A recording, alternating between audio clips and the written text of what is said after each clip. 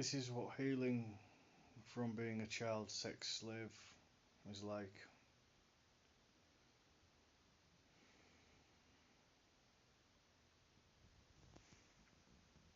This is my mattress on my floor in my living room.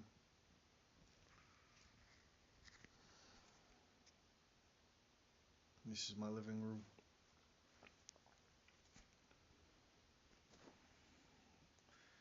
This is my cup of hot chocolate.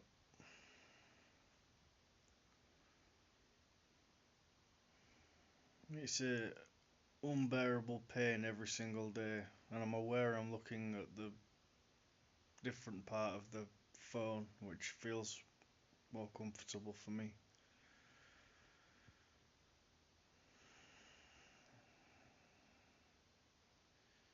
And I was forced to rape my girlfriend in my 20s to stop the system killing my little brother. And there's more and more and more and more. And I know that I'm autistic, and I'm trying to get support for being autistic and having CPTSD.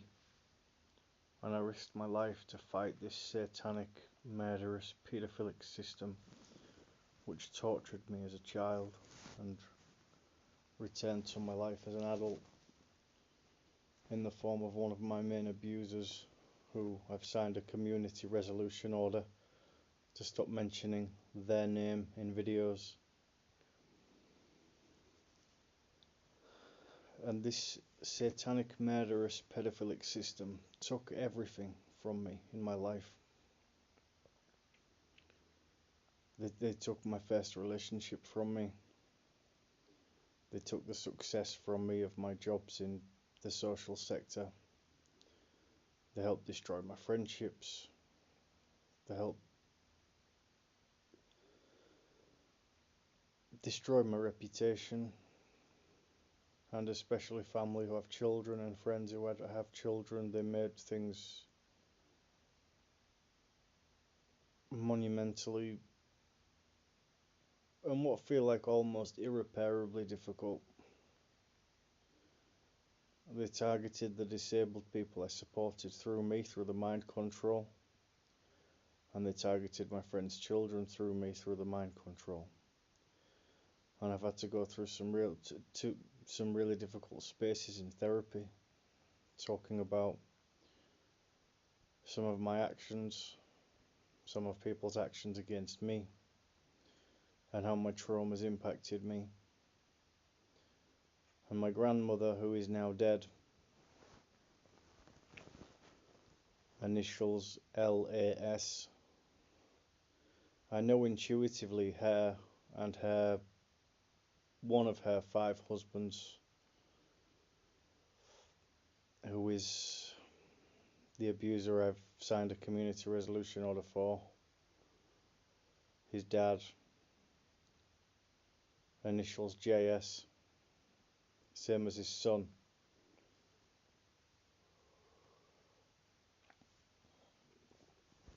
They're connected, along with her dad, initials GS, deceased, who was my granddad, and intuitively, from many repressed memories, a satanic paedophile. They're all connected to the murder of my mum, both my uncles, my auntie, who I separate from this bunch of people who satanically tortured me as a kid, who are paedophiles. They're connected to the murder of him.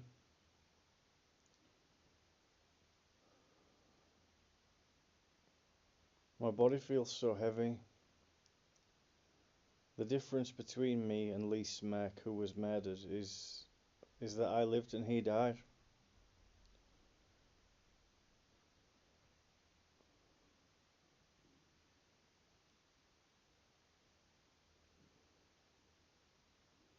But I know in my soul I experienced the same amount of torture as him. How can I say if not more, if he died?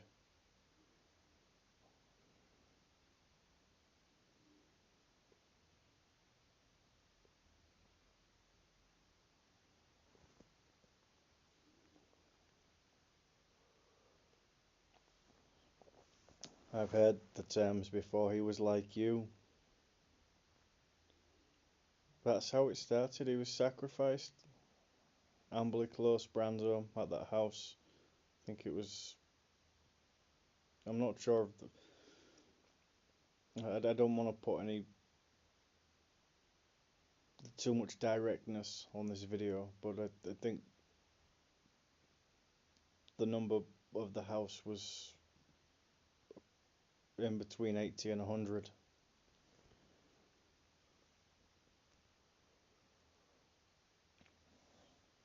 And that's where I used to go as a child with my mum. She'd walk me for hours from Gleneagles Park, where my grandmother and her toy boy husband, who was half her age, initials SMS or MS because he didn't use his first name.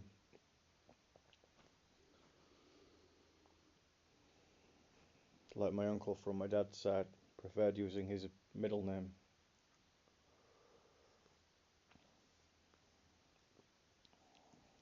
When I got back in,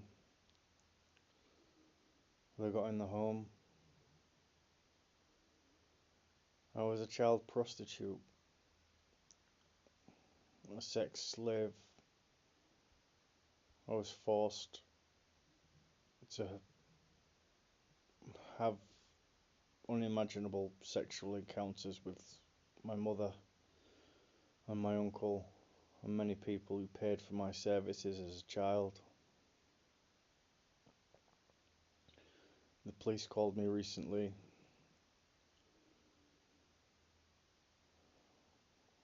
PC Binnington, and she said she'd spoken to her sergeant, and her sergeant had said that she could give me a conditional caution. And the end of the conversation was me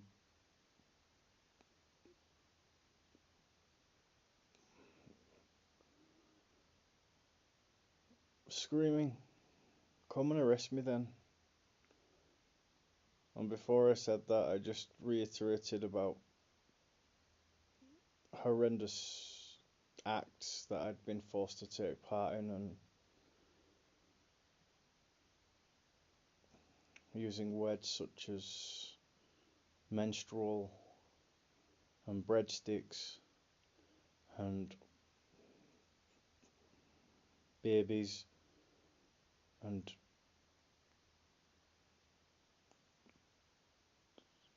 ultimately talking about the satanic sacrifice of children and the satanic sexual acts between mother and son.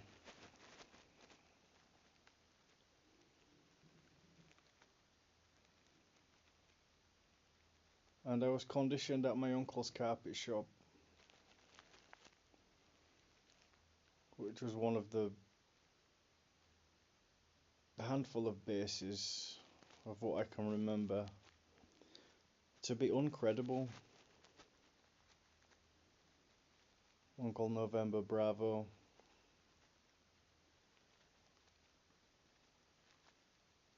And that's not incredible, it's uncredible. I've repressed memories of the carpet fitters just slicing my hands. He didn't really give it to me, my uncle, who ran the carpet business, from what I remember. He was more of my minder. He more gave it to me, well, he gave it to me in a psychological way. And a sort of back-breaking, torturous way. And just reminding me that I'm nothing, I'm scum. So for example, working from 9 AM till 9 PM, when you think you're going to finish at 5 o'clock, and just lifting heavy carpets all of the time, just changing the heaviness around to continue the feeling of stuckness. So that's what I do when I'm at home, and that's one of the messages they indoctrinated me to live with for the rest of my life. You just stay at home, and you just keep moving your furniture around, and you just stay with the heaviness. And when my uncle community resolution order returned to my life, intuitively I think he drugged me and he performed sexual acts with me again, and he rebound me to the poison, and I think he spiked me with something like children's blood because he just messed my brain up so much. And this was when I was working for Newbridge's inpatient unit. Before that, he'd returned to my life when I was working for Adca Independence, and I was being successful as a support worker for Adca Independence, and I was successful as a healthcare assistant and activities coordinator for Newbridge's inpatient unit. I was a really good member of staff. I was valued, I was respected. I think I was sometimes controversial because I challenged the status quo, but I had my own little setup, which is a term my uncle induced me with when I was a boy.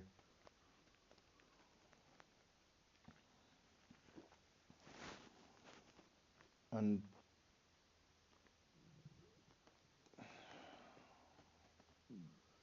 I think my connection to Source and a seed planted from my demonic paedophilic mother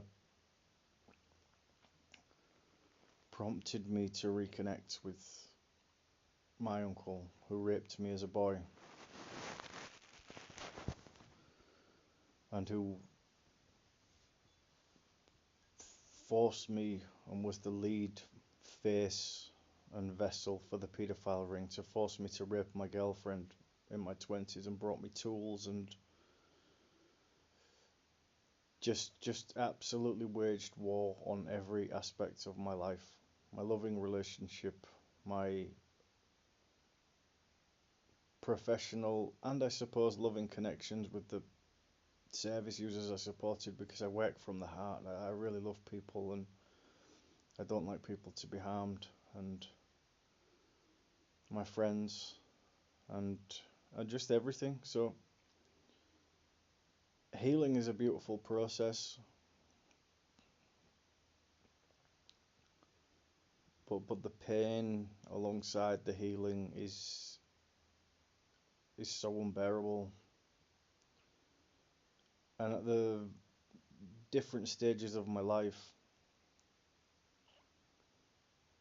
you see, after the raping of my girlfriend, I have vague memories such as one of my female friends who I was close with, and I felt we respected each other. And I feel that there was possibly even other energies there that could have progressed in the future, because my girlfriend was helping me with fashion and I suppose loving and accepting myself, and we were perhaps unconsciously helping each other become she was helping me become a man and I was helping her become a woman, and we had our own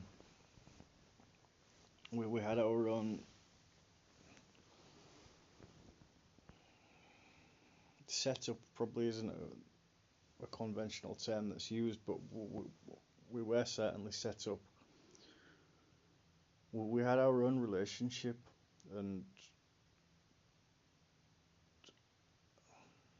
so after the rape, I remember, if I've not already mentioned this, I remember vaguely, intuitively remember, which I think survivors can have their... When you're sensitive and you've got so much pain, and you've also got your own karma from your own actions, and your life's just been hell, it's scary to open, because you can just have sort of metaphorical guns against your head, and so it's easy to live with it, and it's easy for people to make you doubt yourself. And I was conditioned to doubt myself, and I was fed feces by my grandmother and SMS as a child to keep quiet. They would give me a takeaway menu to choose something to eat from the takeaway, and then they would always take it away from me and choose for me, and they would put shit in my food, and they would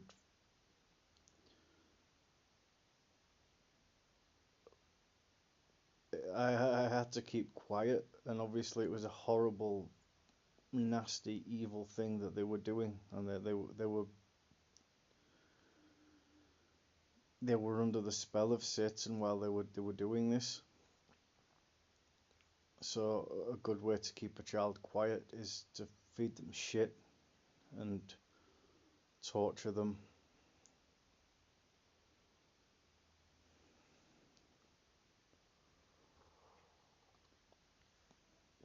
But my female friend, who I had a good connection with, and I felt that we respected each other, and I felt like I was a key figure of a group of friends, of sort of creating a strong bond between young people who found each other. Before the friendships strengthened, I think I was quite controversial in the call centre I worked at, because I was under the mind control, and I was a former child sex slave, and vague memories of my uncle asking me to ask people to show me their private parts, and to look one of my colleagues who became a friend dead in the eye is an expression they would use, which I believe is connected to making me look at dead people in the eye and then looking away and then feeling responsible as though I'd killed them. This is how satanic it was. It was a satanic, murderous paedophile ring, which I think is a trigger warning in itself if this is released.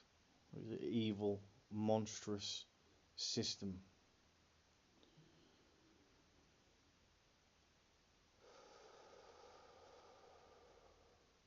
Just look them in the eye and say, do you want to see what's what?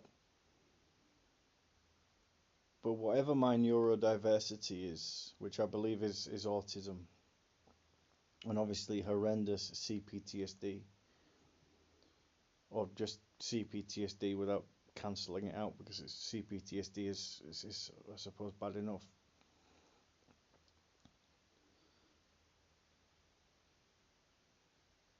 And being picked up from school by my uncle and driven up to St Andrew's Quay to give him oral sex on a regular basis, and just being treated like a dog and believing I was a dog. And one of the memories I have is of my grandmother coming back from shopping while I was dog sitting in one of her husband's t-shirts, and getting excited for me to open what they got me as a gift, and it was a dog bone in a it was wrapped up. That's how evil it was.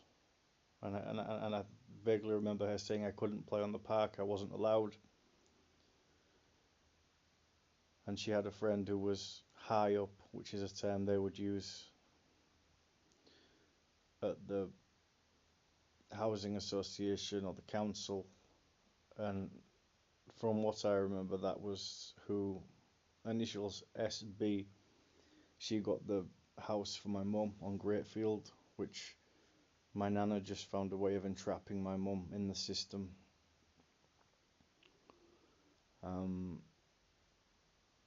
Through a person who I believe is a huge part of the paedophile ring. Intuitively, and spiritually, I believe he walked past me on Springbank in the last, let's say, 6 months, because they know how much pressure I've put on the network. And she would always refer to him as Mr. G. I don't know if she would sometimes use the word Giovanni. And I think she would say that he was a hairdresser in Beverley, but I think that was a satanic joke because he had no hair. And if my intuitive connections are correct, this is a man who used to pay for my services as a child and always had nice shoes and spoke really nice and was like really enigmatic and had a bald head and used to like to watch me before he took me for a drive. And I believe they would all worship him, and my uncle would speak. My main abuser would always put the letter G in sort of no would become no. And I can do an impression of my uncle, but I don't want to bring that distastefulness to this conversation or to this video. But I want to try and think of some good examples of him putting the letter G into sentences and different words, and maybe they will just come naturally in the video, but you realize when you're talking to him or them, especially my main abuser. Well, I can't really call my uncle my main abuser because my mum was, perhaps he was, but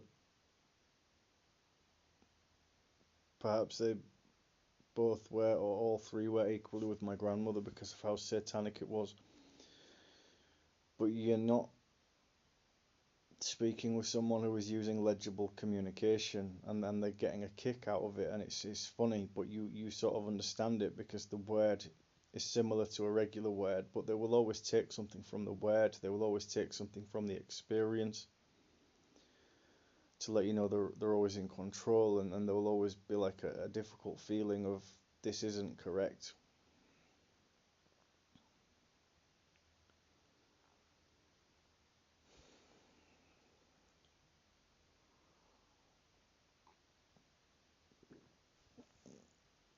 So Dan is a common name, as is Danny,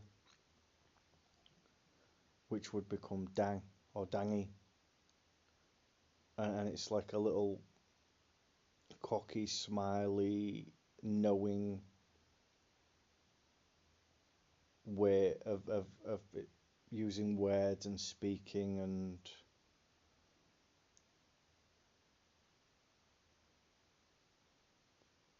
it's horrible. My right testicle feels gripped. It's much better now. The natural healing work I've been doing, connected to spirit and just making better choices to just heal in my own way and sit with my pain, which sometimes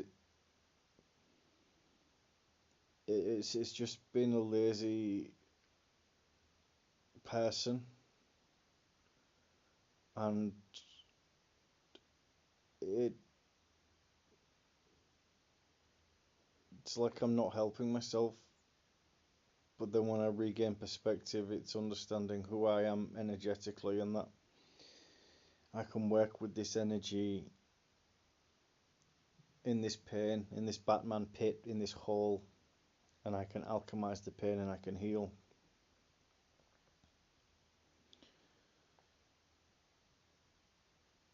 Who'd sometimes ask, who's your mate? What does she do? What do they do? What does their mum do? What do their dad do? And I was thinking about this question, who's your mate? And when they rebound me after the raping of my girlfriend, and then they get back in your head and they change how you are with your friends, and you bring the demon to your friendships, to your relationships, to their households, to everywhere, because that's what gives them the kick. But to ask someone who your mate is, who's your mate? It's a good example of who they were, or who they are, and how they are. Because who somebody's friend is their business. And it's just so intrusive, so satanic, so poisonous. And it takes everything from you.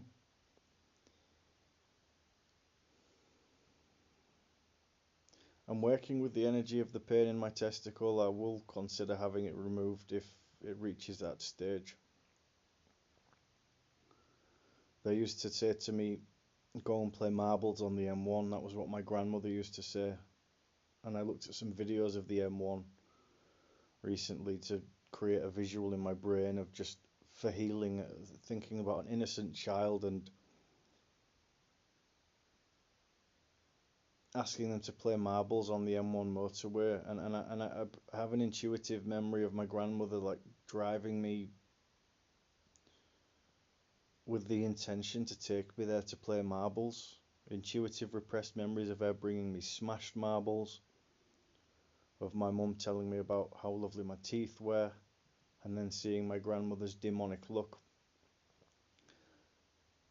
just looking into my soul as if that's how we're going to get him. We'll take his teeth, we'll break his teeth. And I broke my teeth on my friend's weight bench when I was a boy, but I know intuitively this was what the network did through the mind control. They induced me psychologically, spiritually, energetically, sexually, by all this abuse to break my teeth. I think my uncle asked about the weight bench and then told me what to do, and I think next time I went to my friend's weight bench, I said, watch this with my legs, and I think my uncle told me to line my teeth up, and the thing came down and it broke my teeth. And you could see I had lovely teeth. They were quite big, my front teeth, which they still are, which I suppose that's just part of me. But my natural teeth are broken. There's a bridge in the centre. My eyes, this one has been damaged. He had a laser pen and he'd abused me on the night, and there was a game involving his private area, which I think was a fish or a whale, and the laser pen, which was some sort of lighthouse, and then my eye he would say you're getting drippy eye, and so there's just this pressure, this poison was always there. And I've had a bath with bath salts, and I'm clearing my energy because I'm in the pain. I've just listened to some of Annette Lucas's podcast, which is Satanic Ritual Abuse Survivors. So my eyes look okay now, and I believe my face looks okay. But this is who I believe healers are. They carry everything in their vessel, and you see. Sometimes you see them looking beautiful, and sometimes you will see them looking like they've been hit by a train, because they're just working with all of this energy. And sometimes, like, this eye is just like really closed up. At the moment, it looks quite good, but it's different.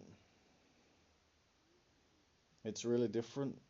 They've damaged my eye for life, and just because I'm talking in this camera now and saying that my eyes looks okay as it is at the moment, it's still, they've still damaged me for life. And then I realised that every time I've looked in the mirror since they did this as a boy, and with my teeth, they took me away from me.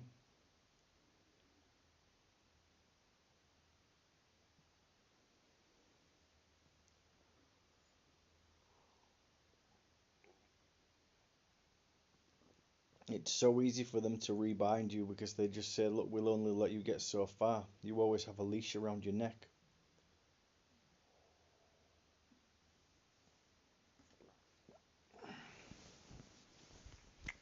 So if I haven't mentioned already, my female friend, she punched me, and this is an intuitive memory, she punched me in the back of my head after I raped my girlfriend. And before I raped my girlfriend, I said trigger warning now, but if this is released, the title of the video will be a trigger warning itself. One of the last things I heard was, do it now or we'll kill your mother and your brother.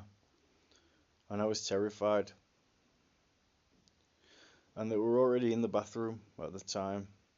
Energetically, they got into the house, into the flat. I remember being on the phone to my mother.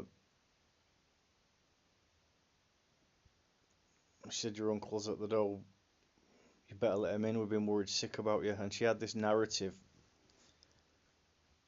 Bear in mind, this is a woman who absolutely tortured me and menstrualized me and tried to kill me. It's repressed, but I know they tried to kill me as a system, and the amount of torture I experienced from them was horrendous. And I had another vague, intuitive, repressed memory experience come through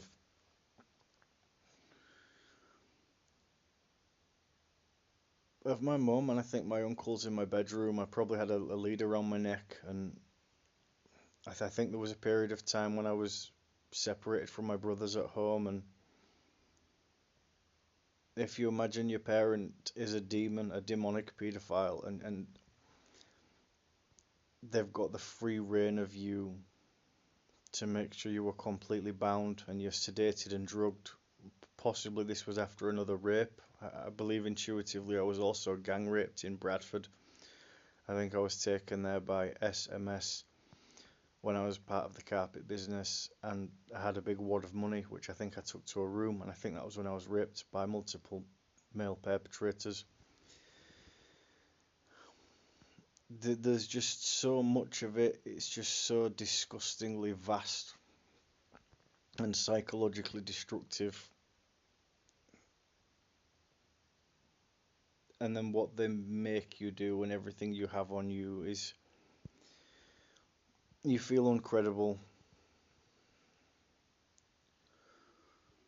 So I think my female friend punched me in the back of my head. And I think after the rape, my uncle said I had to go to Pave and stand at the bar. And I intuitively believe there will have been at least one person from the network there, and they would have got the energy from that experience. They would have got, if this is the Mr. G who runs the whole shit show,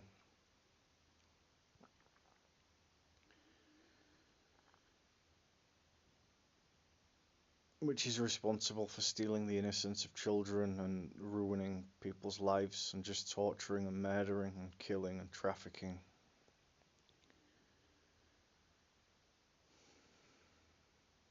I was terrified.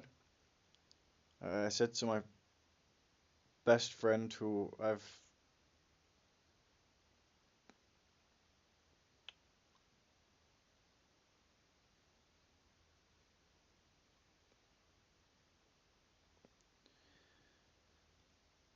disconnected from, but he's still with me, as strange as that could sound, and trusting that this is not delusion. He and my friends have helped support me while I've been in this space, even though I've not had contact with them. But I said to him, just let them kill me. And this was my girlfriend's dad. He came, there was a fleet of cars outside Pave, and he had like I think it was a 4x4, I think it was a Jeep or a Land Rover, possibly a Jeep, but it was a big car, and he was a military man, and it had his own personalised number plate. And even the way I was with my girlfriend about her dad, which I won't go into that too much because that's a separate area, and he's no longer with us, God rest him. But my uncle and my mum and the whole network, like they run my brain and what was left of my soul. And they tortured and beat me and mercilessly tortured. They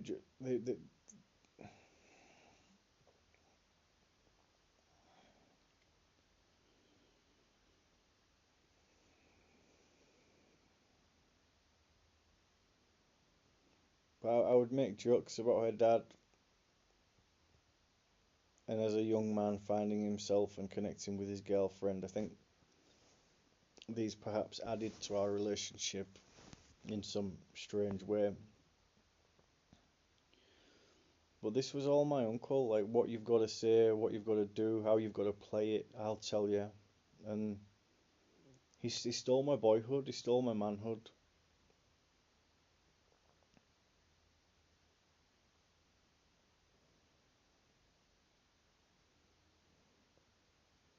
So I would always make jokes, which sometimes she would laugh about, and I had a good impression of her dad, how he spoke, and but I just had no idea really how to connect with people, and I was just so badly tortured. And it was only through people spotting that I was vulnerable and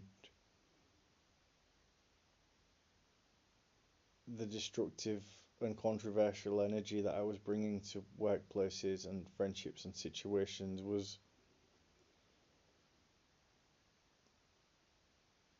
not who I was. And I believe when people looked at me truly and when they saw me truly, they didn't see like a spiteful energy from me, which is what saved me.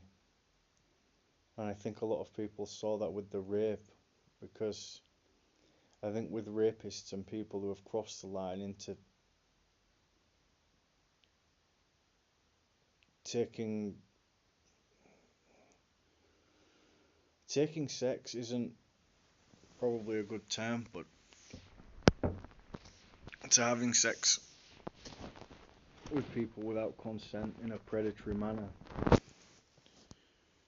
I would assume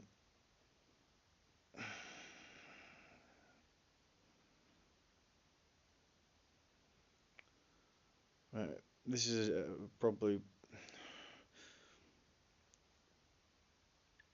not all of them, because I think people who have been abused and had so much trauma, I think sometimes it just comes out, certain things just take over, and relationships, they're probably someone who's been abused will probably attract a partner who has a similar karma or trauma imprint, and then they might rape the partner or they might act out, and in some way it might even heal.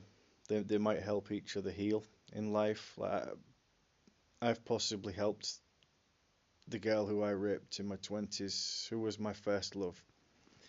I've possibly helped her in a healing capacity with her own trauma in the long term, but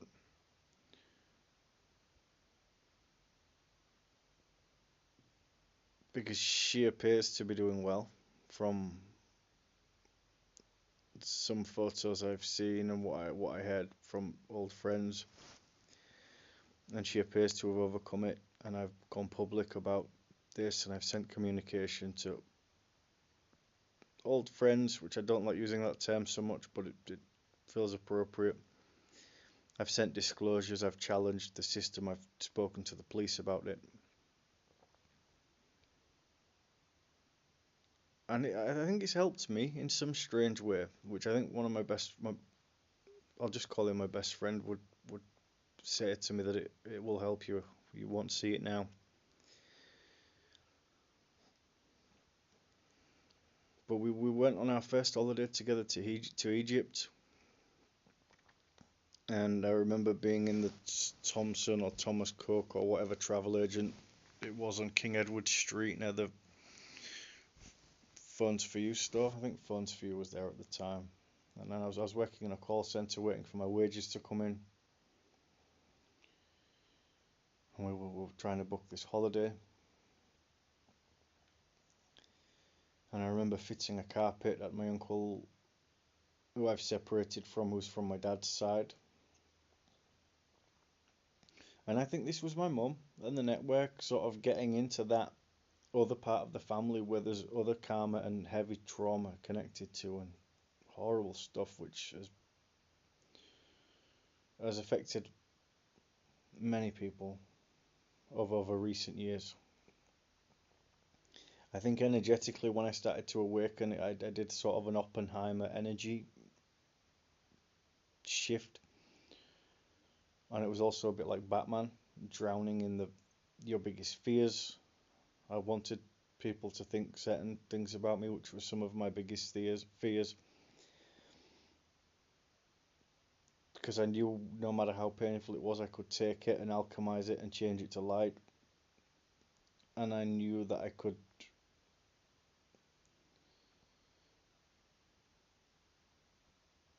by removing myself from situations and playing a role which wasn't me and my true essence and true nature, I knew it would only be a matter of time before the real dangerous truths came out, which would have to remove people from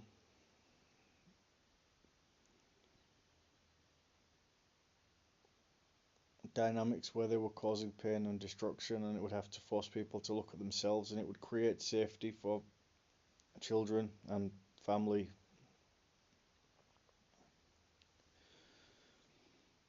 So looking back, my mum was always there, and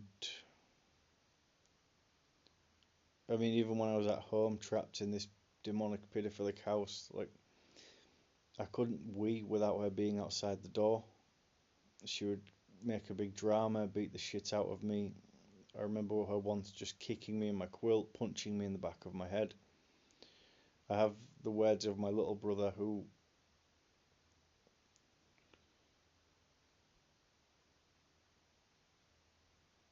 is alive, last time I checked.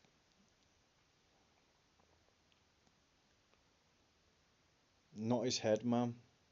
And if you can imagine, before you're going to Egypt with your girlfriend, your uncle has come to your home in a yellow jacket. I'm not sure if this was all in the same visit, but possibly it was. He asked my girlfriend to make him a coffee, or mek. They use the term mek, or ot, or cowled. And intuitively at college, and I couldn't have my number saved as home, it would be home. And many people from my childhood, like an old school friend who ran to my uncle's car once and just said a few words, and that made my uncle take me straight home that night, rather than, and I'll just trust myself now, rather than take me to St Andrew's Quay to abuse me. Or other friends who just gave me love. One of my friends, I think I went and cried on his mum and dad's bed, and they were really angry as a family, but somehow they found the strength, as bad as this could possibly be, to not get involved in my family stuff. And I think they spoke about adopting me, and I started crying, and he said all children need is a room. And I think he gave me some crisps because I would always eat all of his food. I think that sometimes he'd call me a fat cunt or a fat shit. And that was like our connection and love, even though I was bullied quite a lot as a kid. And I think maybe this is delusion, but I think I was cool in my own strange way. But I certainly was, I have to be honest, I was bullied. I carried a lot of shame.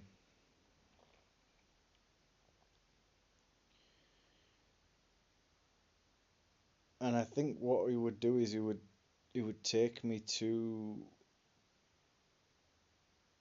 just as a geographical,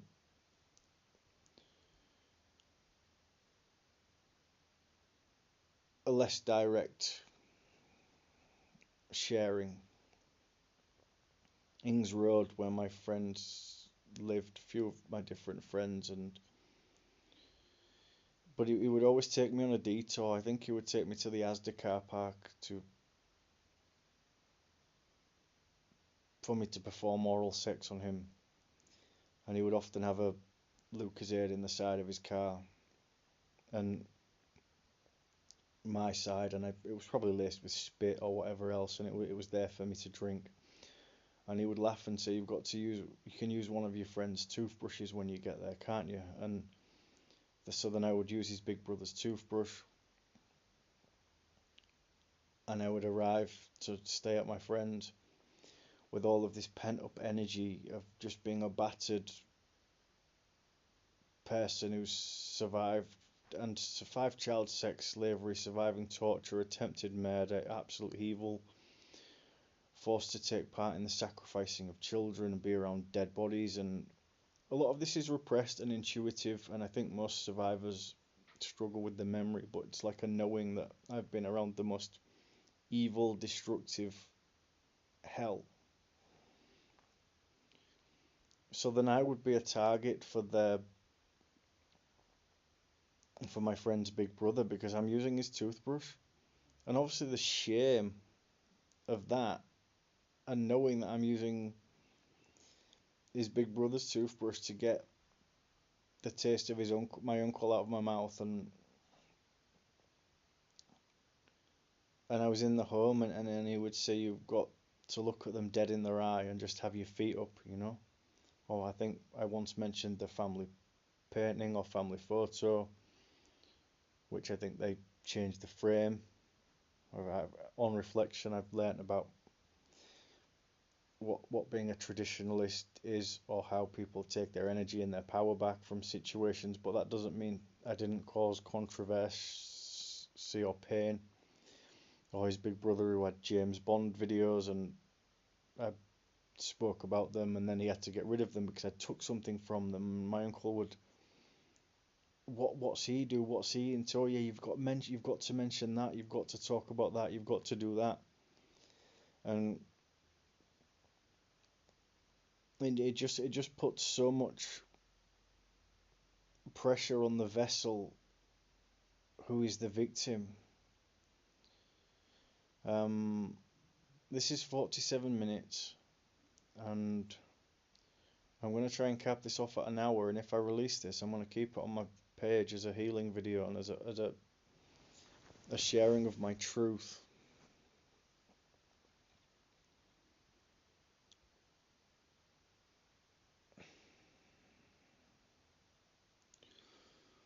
And I think it was my uncle who had the carpet shop. They all became like dogs for my grandmother, like vicious dogs who were trained to fight and kill. And my main uncle abuser, who I've signed the community resolution order for, and my mother, they truly became evil. And my other uncle who has the carpet shop, I have mixed feelings about him, but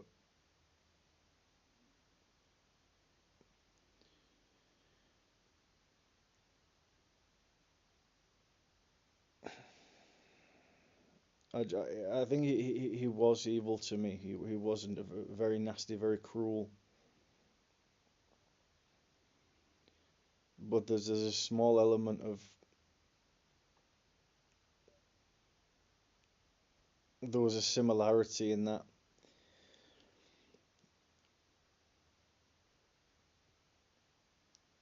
There was an element of him, I think, that was aware that he was bound by the system, that he did where he didn't want to be, and I was able to look at him and connect him with the truth that it was wrong. And I could say some things about him on this video which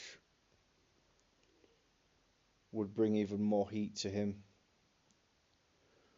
But his karma is his karma because he can't change what he did to me. He can't change what he did for the system.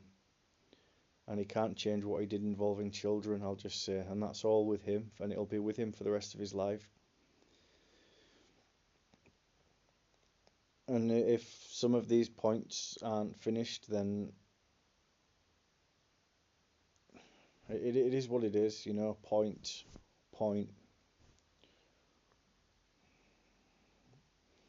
And I live with a psychology of just a good understanding of how the network works, and the amount of torture I've received, and mind control, and what they wanted me to do to vulnerable adults and to children, and I suppose in some cases some of the things I have done to vulnerable adults and children as part of the mind control, which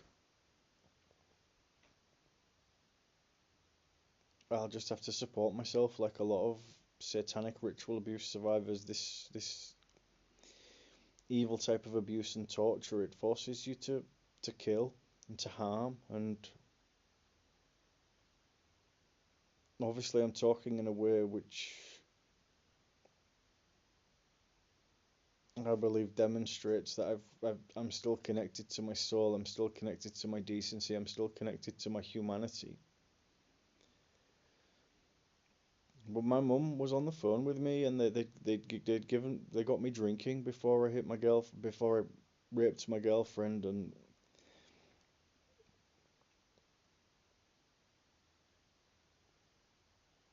they talk to you in such a way that, oh, you're under stress and they're trying to support you, but really they've got in your home and they're working on rebinding you to the torture, because generally they want you to become a paedophile or to kill yourself or to hurt a child or a vulnerable adult in such a way where you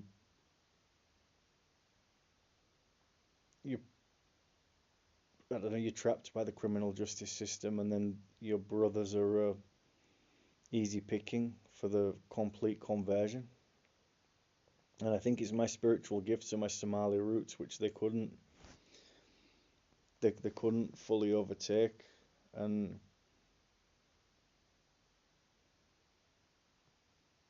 all being well, I've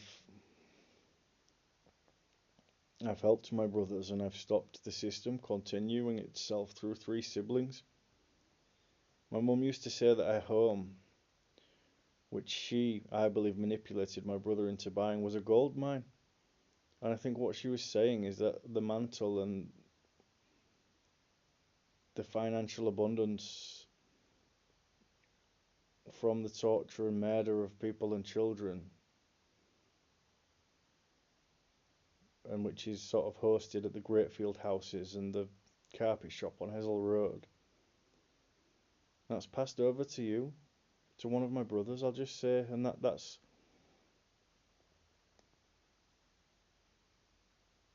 it's like when they're overtaken by it, it's always there in the background.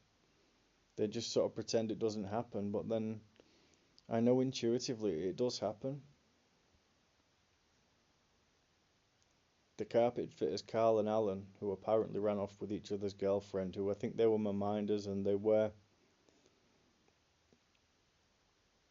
I think Carl baited me into being cruel to him, or giving him some cocky talk one time, and then he hit me with a saw on my hand.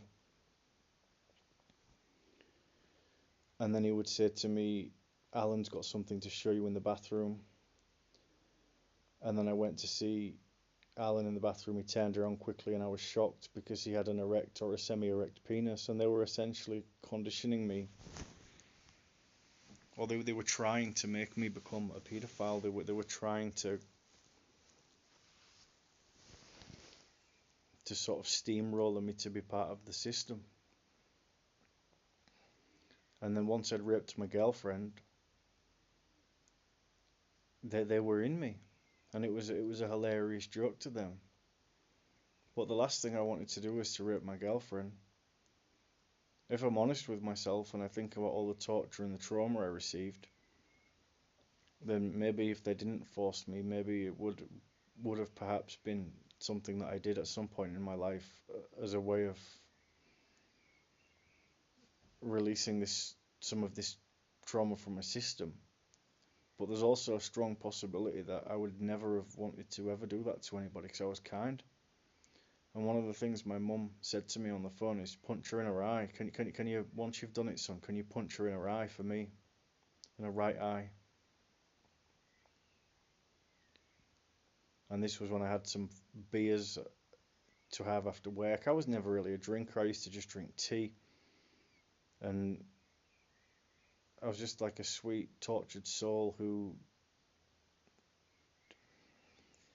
I didn't need to be yang, or I was scared of being yang or defending myself or really being bolshy. I was more yin, introverted, and I would take so much without saying anything back because I was so wounded. And I remember behaving differently with my girlfriend. I became abusive to her by ways like my mum would with me when I was a boy. And my uncle had set up a mouse trap in the bathroom.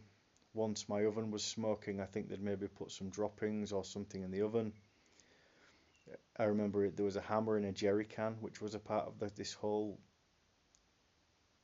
horrendous experience. And I'm not going to talk too much graphically about the whole rape or kill bind and all of my actions, because I probably don't need to honor some of my trauma.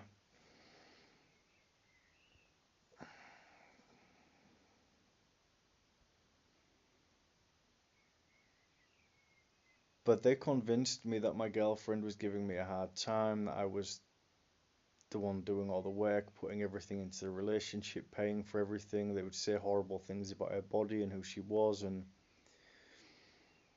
it was just that incestuous, pedophilic, demonic destruction of someone's freedom which continued. And I remembered being outside St. Stephen's in the city centre, and it was like having that vice on my brain of my mum just saying horrible things about my girlfriend, and I just wanted to be happy with my girlfriend. And I think at times she was abusive to me, and she would probably have to, as see what I did to her was like the biggest unimaginable sledgehammer on a person's life, which sort of renders anything that she ever did to me or however she treated me, it just renders all of that. It doesn't really matter.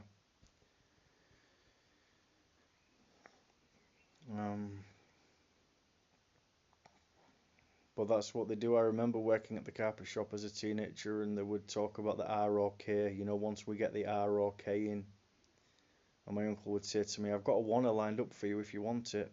And what a wanna is to them, it's a child's innocence. And I think he was telling me that they've got the right kind of wanna for me, like an ethnic child. And I had a vague repressed memory coming back of my main uncle abuser taking a child's innocence and at the table with my grandmother and then kissing his mum, and I think they gave the child to me, and I was like speaking to the child and maybe saying I'll get them back for you or it's okay. And I was just like a terrified child in this demonic, pedophilic, incestuous, murderous system. I've reported to the police the bodies under the decking at my grandmother's Dodswell Drove address, where her son, who has the carpet shop, lives to the right.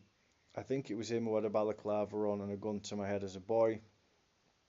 But I think he could never get over it. My uncle who has the carpet business was different to my main uncle abuser. There was I don't know if he had a fear around me and my eyes or who I am spiritually or something connected to my dad or something which couldn't completely convert him, even though I feel he has some serious karma involving children and horrendous.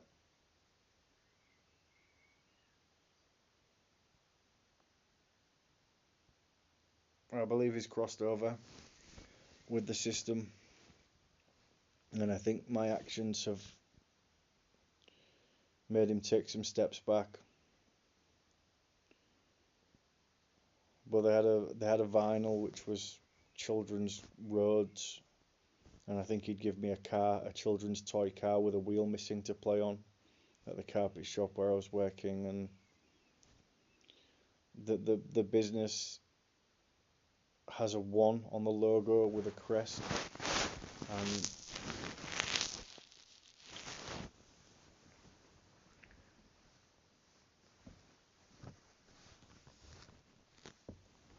and the 1 is in the crest. And intuitively, I sent in a knowing that this is in front of everybody, but they can't see it. What they do is they remove the 1, they remove the essence, they remove the innocence. And I believe they understand that you have 3 1s. You have your innocence, you have your manhood, and you have your last breath. And I didn't want this one that he had lined up for me.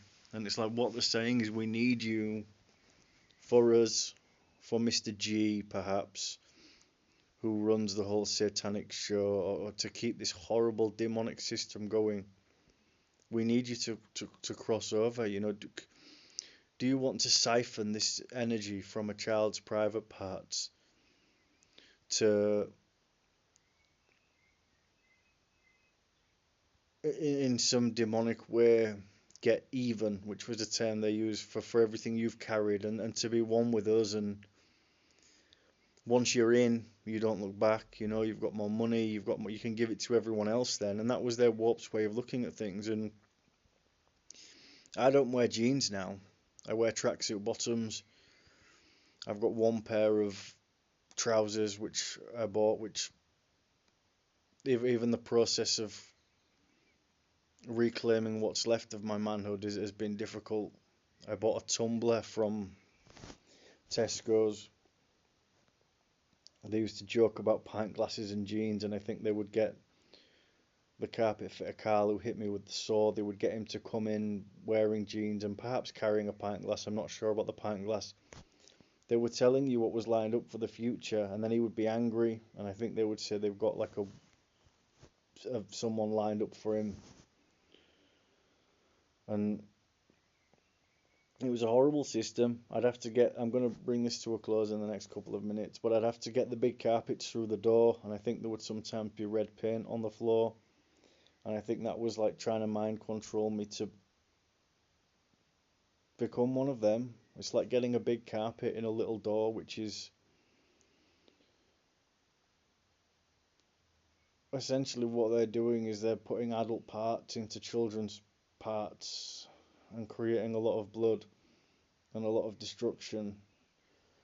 And I was constantly around this demonic evil system, and they were so happy when I destroyed my relationship. I had intuitively I had instructions on what photos I could take on holiday, and I think they told me I had to steal something, and I think I had to like send a photo of my eyes every time they made me do something, which when I went to live with my family in Dubai, who perhaps former family now, who have children, this created a lot of difficulties because I was always bound, and they always wanted me to put the negative energy on me through my actions. And then I would never want them to hurt my little brother, and I think what my main abuser, my uncle, would say is, oh, well, if you don't do it, they'll just rough him up a little bit, you know? So I think a lot of my actions were to make them not harm my little brother. And I think he said before the rape or kill bind that they'd just pulp him, you know, they can just run over him with a HGV or something. It was just horrendous, like. And my natural essence, aside of the trauma, which I can't really remove that from myself, is just like a fragile being who used to like to listen to the washing machine and eat oranges with his mum before she became a demon.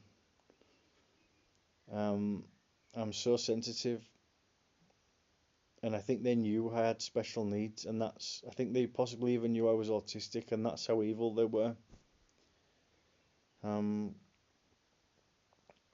My girlfriend bought me a Ralph Lauren t-shirt which had purple on it and blue and a nice different collar, and I was really coming into my own as a sort of like fashionable person who didn't have an ego with what he wore. And my friends were like complimentary. I used to wear ties and shirts and cardigans, and me and my girlfriend, we sort of became one fashionably. She certainly helped me. And then my uncle, who has the carpet shop, like after the rape was in and the whole destruction of my relationship, and somehow I survived getting, I think the whole city,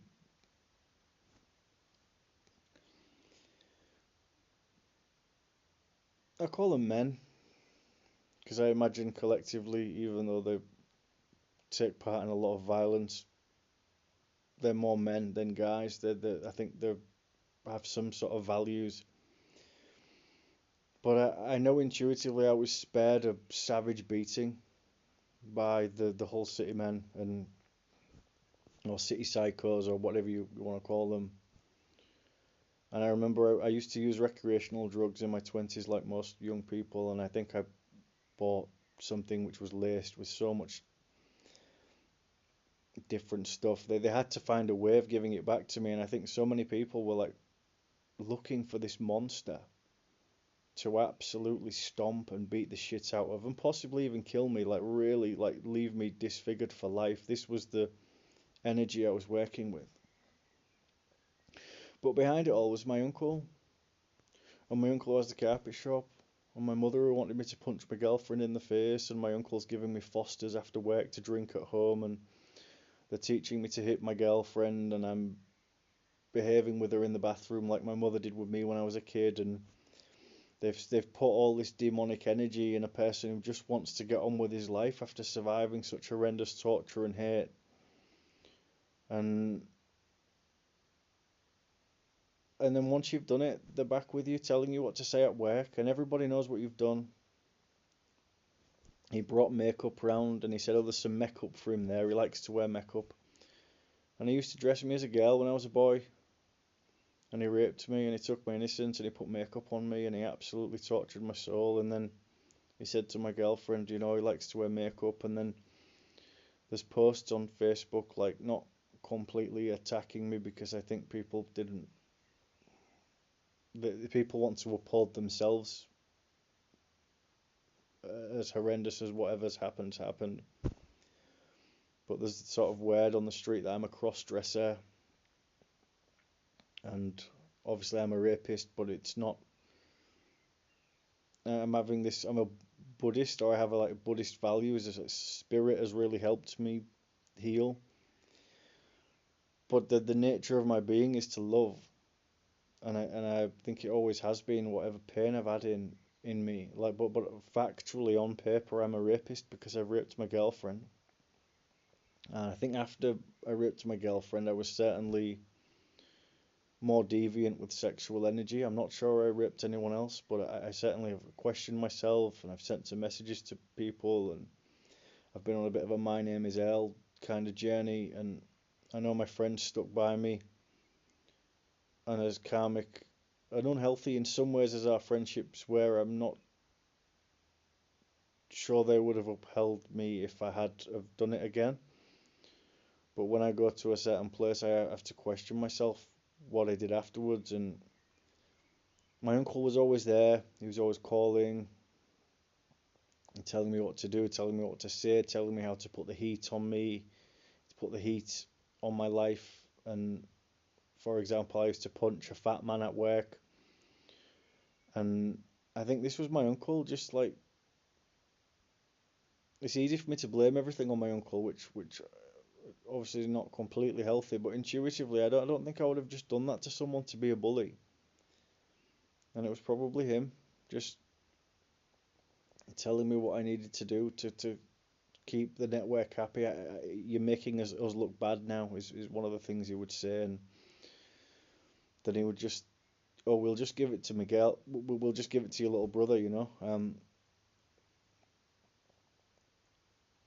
So the last thing I ever wanted them to, that was how they could control me. I would never want them to harm my little brother, so they could always get me to do anything.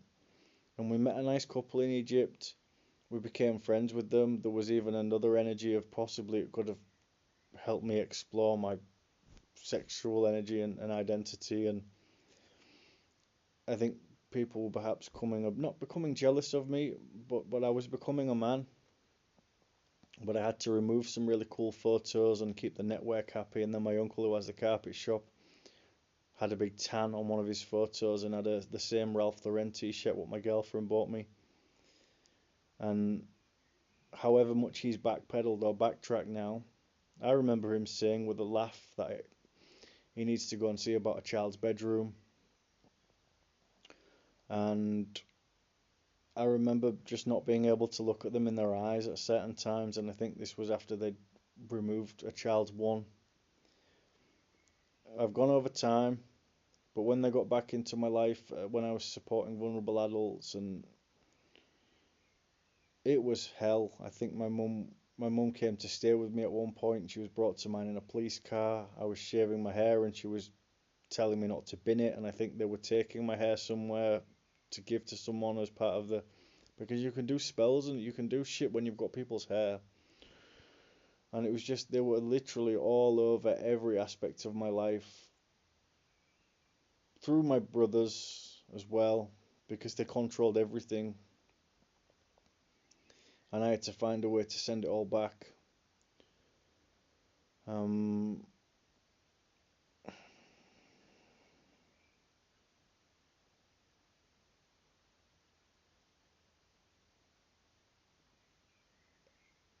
They were at my dad's funeral.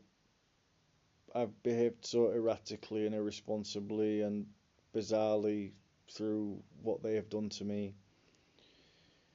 And through separating and connecting with spirit and connecting with the support services such as Safe Line, the Trauma Centre, the Samaritans, the Blue Door, which is an independent sexual violence advisor, Humberside Police, through going on social media, through sending energetically as much of this back as I could to people through messages or disclosures or however else, without sort of crossing the line into violence, but still trying to honour myself.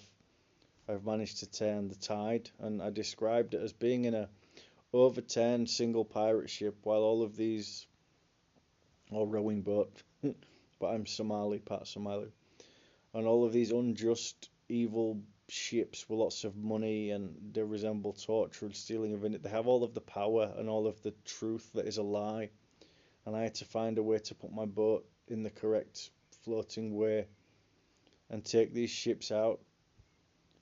And the police haven't come to arrest me. They haven't responded to an email I've sent back to them. Maybe they will come back, but I believe they know in truth and in spirit that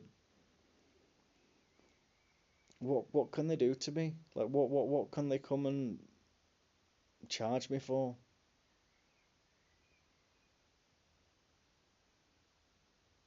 I will always be a rapist. It's not in my nature to be a rapist or to want to rape someone. I truly believe that I would never want to do that. I loved my girlfriend and I wanted to take care of her, and I think she had trauma which we never needed to speak about because I think we just understood each other.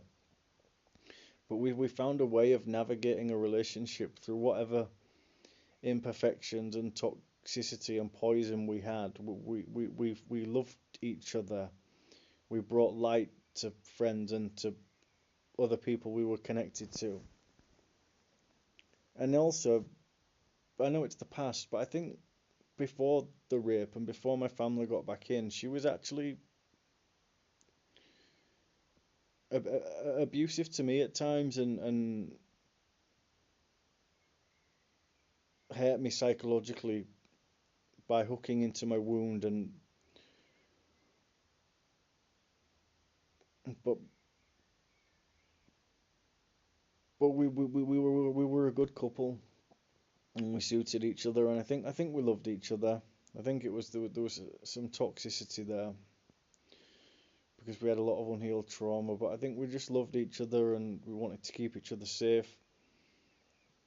And I would go to work and come home, and she'd maybe be on a computer game or she'd be doing artwork, and it just worked because we were just coexisting with each other and we had peace.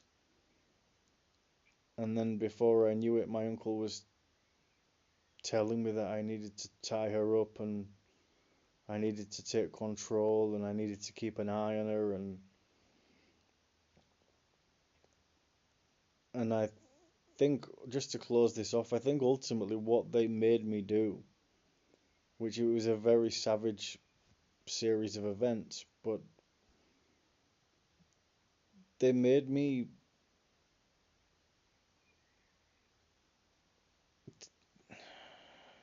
take her back to a place from when she was young, and they sort of, even though she's an adult, they psychologically induced me to make it as though she was a child. And this is just one of many torturous, horrendous experiences of my life that I've alchemized. Because when you hear that somebody has raped the girlfriend and threatened them with a hammer and whatever else was involved to get rid of the evidence. Remember, my uncle brought me a jerry can with petrol and a hammer, and it's a joke and to them, and he was excited at coming to collect the towel, which I had to throw out the window. And I respect the police have their job to do, and they want to uphold that I've perhaps caused him distress by speaking about certain things, but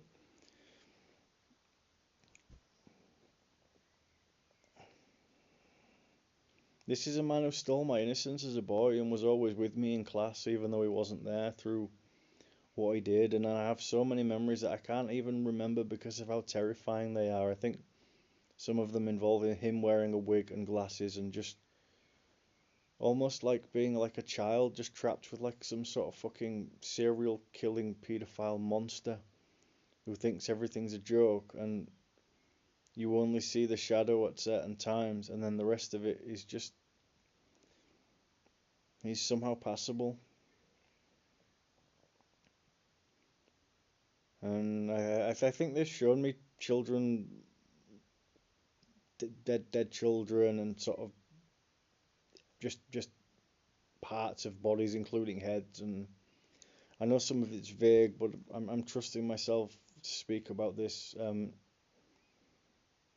If you want to keep a child silent, you can bring a bag with human remains in.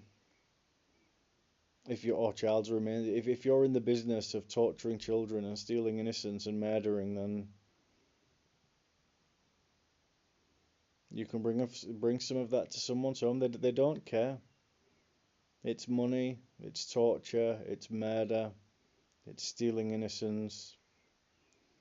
Vague memories of like neurodivergently CPTSD, like as a child, like looking for something that I've lost, and they're laughing, and it's just me who's vulnerable, who needs support, and like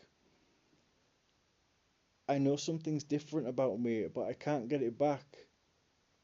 And I was looking for my innocence, and I don't think they would ever tell me, but I think my grandmother once told me, "It's your innocence. We fucking took it." And she's dead now with her dad.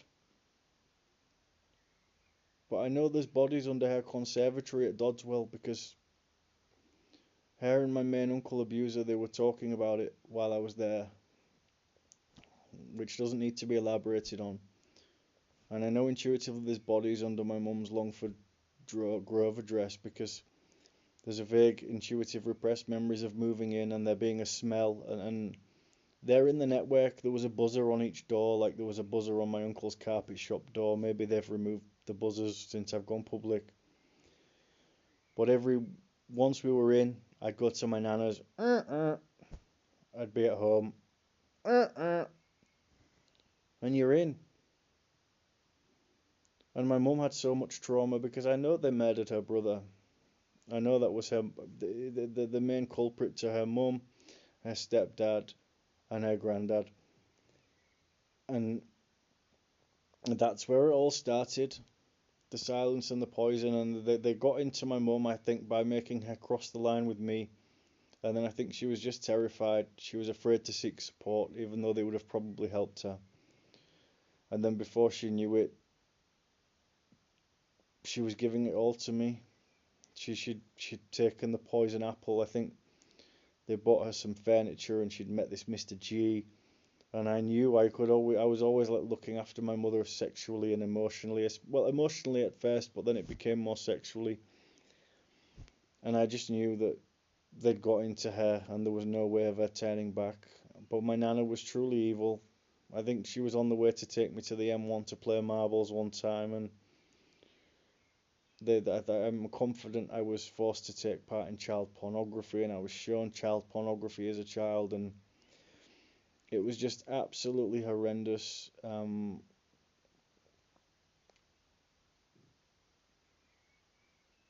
So yeah, I survived a rape or kill bind. My choice was to rape my girlfriend, or they would kill my little brother, and I had I decided, or I had it decided for me, that I wanted to save my little brother's life by raping my girlfriend to keep her happy. And one of my mum's instructions was, there was many instructions from this, and I was on the phone with them at various times, and they made me do things leading up to the rape, which just made me look like more a sadistic person to her family. But it was all my uncle and my mum and my other uncle, and I was just a vulnerable, tortured soul. And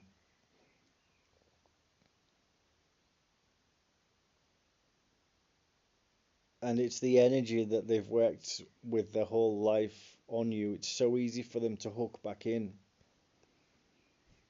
So yeah, one of the instructions was after it was done, and there was many sadistic instructions throughout the whole rape or kill bind, especially by my uncle, who he didn't care. None of it mattered to him because he was truly in. He was truly crossed over. I have vague memories of him killing a child with a sledgehammer in front of me, and I think this was at a satanic ritual. But was to punch my girlfriend in the right eye after it's done. And I think before I did it, she said, whoever was on the phone to me said, "You either scream from your end, and that'll help you do it, or you'll hear a scream from this end." And obviously, I don't want to kill my little brother. I have vague memories of receiving photos of him in his dressing gown, and I think I could see bruises on his legs. And they're evil, sadistic, satanic people, and they want to keep the system going. So I did it all for them, to my girlfriend who I loved. I used to just go to house parties with her, sometimes with my other friends, and I'd tell them about how much of a good artist she is, and or I'd cook meals for her, and I think she was also kind to me. She she was,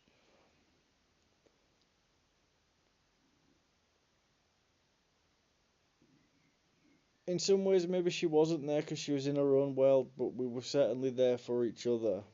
And it's a long time ago. There's a lot involved with the trauma, and like when you stood at a bar after raping your girlfriend, and your girlfriend's dad, who was a paratrooper, is outside in the car at the steering wheel in an almost catatonic state from how I've joined the puzzle together, and the whole family are there, and my uncle's probably getting a kick out of it because I'm on Princess Avenue outside. I'm in Pave. They've got the energy of they've got the whole structure of my life. They had me in Egypt with silencing money from my mum's stepdad, which I believe that was from the Met to keep me quiet about the child who was sacrificed. It was all to keep me in the system. They had me in Egypt. I had a photo in Egypt of me just taking a photo of my girlfriend above the bed, which I think that's something they asked me to take, along with photos of me with a hat over my private area and like a headscarf on, and just photos. Wasn't me, but I had all this pressure on me, and I couldn't speak to her. I couldn't say to her, "I've got to rape you, or they're going to kill my little brother." And then I had to show it in the photos that the network were in charge. And then when I get back, Uncle Carpet Shop's wearing my t-shirt, what my girlfriend got me.